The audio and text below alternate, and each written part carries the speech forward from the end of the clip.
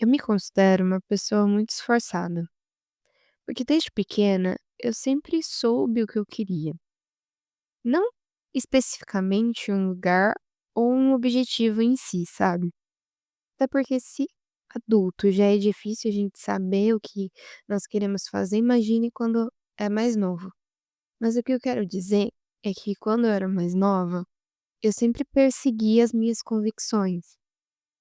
Porque eu fui ensinada dessa forma. Em casa, a gente tinha uma palavra proibida, que era "eu não consigo". Falar que eu não conseguia algo perto do meu pai era equivalente a falar um palavrão muito feio. Ele ficava muito bravo com a gente. Então eu sempre cresci entendendo que não tinha nada que eu não conseguisse fazer. Poderia ter dificuldade, mas se eu me esforçasse, eu conseguiria fazer aquilo que eu estava determinado a fazer. Então isso pra mim, na minha criação, foi algo muito forte, que até hoje me persegue. Na minha cabeça não tem nada que eu não consiga fazer. Eu posso ter dificuldade, mas uma hora vai sair. Pode demorar o tempo que for, isso pode ser dias, pode ser meses, pode ser anos, mas algum momento isso vai sair. De certa forma, eu acho isso muito bom. Isso me ajudou muito. Porém, de um tempo pra cá, eu aprendi que muitas das vezes desistir poderia me salvar. É meio contraditório, né? Mas vamos entender melhor sobre isso?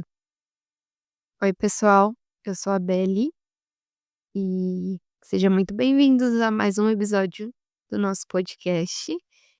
Eu espero que vocês estejam bem, mas se caso não tiver, saiba que tudo na vida é uma fase e que os momentos e as circunstâncias, elas passam, nada é eterno.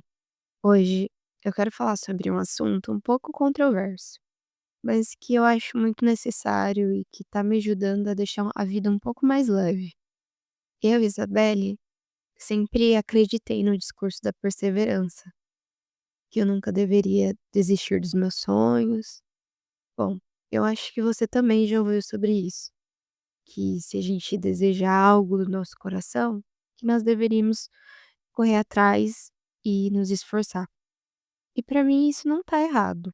Nas minhas convicções, se a gente deseja algo, devemos correr atrás e nos esforçar. E com isso, eu sempre pensei que não havia limites para mim. E que se eu queria algo na minha vida, para o meu futuro, eu deveria lutar com aquilo com todas as minhas forças, com unhas e dentes. Porém, nem tudo é como a gente planeja. E houve situações em que todo esse meu esforço só resultou em uma grande dor, que na verdade eu nem precisava ter passado. E, como eu gosto tanto de ponderar sobre as coisas, eu prestei atenção e cheguei à conclusão que talvez esse seja o problema. Nem todas as situações nós devemos perseverar. Tem coisas que vamos precisar aprender a simplesmente desistir. Acontece que nós prendemos tanto a ideia de que vencer é não parar, nem por um segundo, que acabamos confundindo a persistência com teimosia destrutiva. Não é saudável insistir em algo que não está dando mais fruto. Pode ser um relacionamento, um projeto ou até mesmo uma carreira. Porque quando a gente faz isso, a gente só está gastando nossa energia, nosso tempo e a nossa saúde mental. E eu acredito que o problema não é só o erro em si, o erro de insistir em algo que não está dando certo, mas o fato de que quando você está ocupado com suas mãos, segurando algo que realmente não funciona, você não tem mãos livres para agarrar algo novo e que poderia ser muito melhor. E crescer é justamente isso. Entender que às vezes a gente vai ter que dizer não, mesmo quando o nosso coração grita um estrondoso sim. Às vezes, desistir é a única forma de nos salvar. Salvar de uma versão que a gente não quer ser. Diferente do que nos ensina durante a nossa vida, desistir nem sempre vai ser um sinal de fraqueza. Porque uma coisa que eu aprendi e tenho levado muito comigo é que pessoas que amadurecem, elas param de escolher as coisas da vida apenas pelo desejo de ter e começam a escolher pelo custo daquilo. E eu não tô nem falando de dinheiro, porque dinheiro você consegue economizar para comprar algo que você deseja, você consegue parcelar. A questão é quando o custo é uma parte de você, é o seu tempo, é a sua identidade. Isso nenhum dinheiro no mundo pode comprar. Então, o custo de certas escolhas é alto demais para nossa alma. E eu gostaria que você refletisse um pouco. Quanto que tá custando pra você manter esse sonho que já virou um fardo? Ou esse relacionamento que você deu tudo de si? "Poxa, eu já insisti tanto, eu já tô aqui tanto tempo". Ou um projeto que você quer com todas as suas forças concretizar? Quanto que isso tá custando pra você? Porque no final das contas, nunca é sobre o seu projeto, nunca é sobre o seu emprego ou sobre outra pessoa. Na verdade, é sobre não se trair, porque quando todo mundo vai embora, quando as coisas terminam, a única coisa que sobra é você. Você sempre tá aí. E lidar com a dor de ser cúmplice de algo que te fere é muito pior do que a dor de lidar com a desistência, a dor de escolher ir embora. E quando eu falo sobre isso, eu falo como alguém que já viveu isso na pele. Eu passei anos estacionada, esperando por uma pessoa que só me oferecia rejeição. E é muito difícil falar isso, porque eu tenho muito carinho pela Belly que eu era. Só que, olhando toda essa situação, o mais cruel não era o não da outra pessoa, mas era a culpa que eu sentia por tentar seguir em frente. Eu agia como se eu devesse uma devoção absurda para um fantasma, uma lealdade assim que a algo que nunca existiu fora da minha cabeça.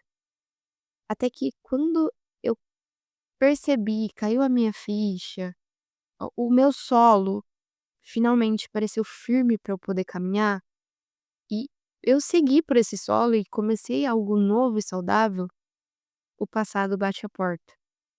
E aquele desejo antigo, aquela situação mal resolvida, voltou com a mesma cara de 2022.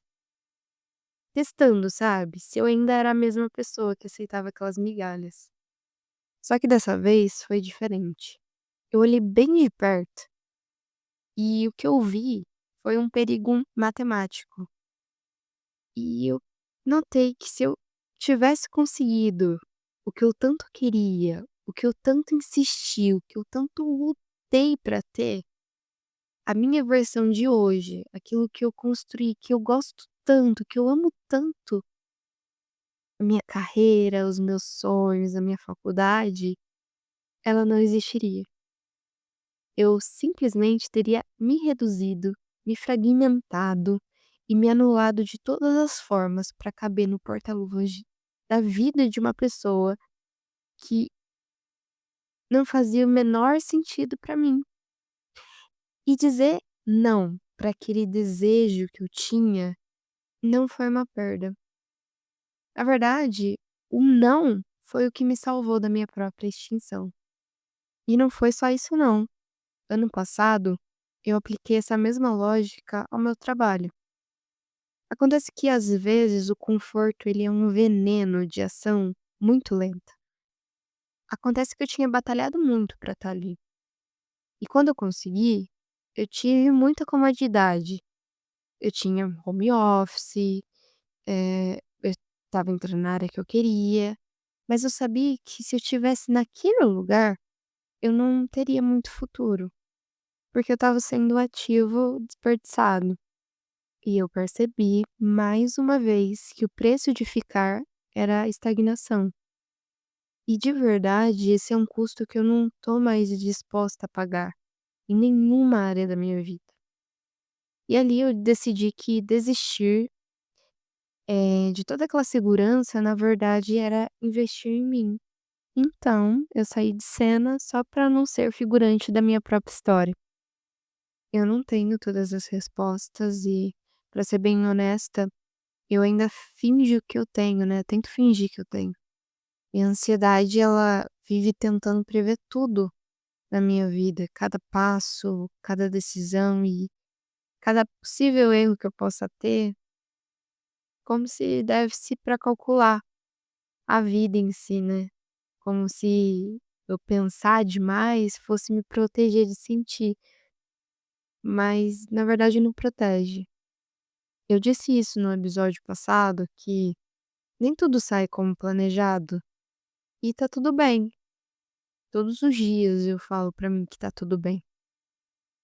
E o erro, ele em si não é um desvio de caminho. Muitas das vezes ele é o caminho. E é desconfortável de admitir isso, eu sei. E principalmente para quem cresceu achando que precisava acertar sempre, precisava persistir, precisava conquistar. E talvez o mais difícil nisso tudo seja aceitar que não existe uma escolha segura.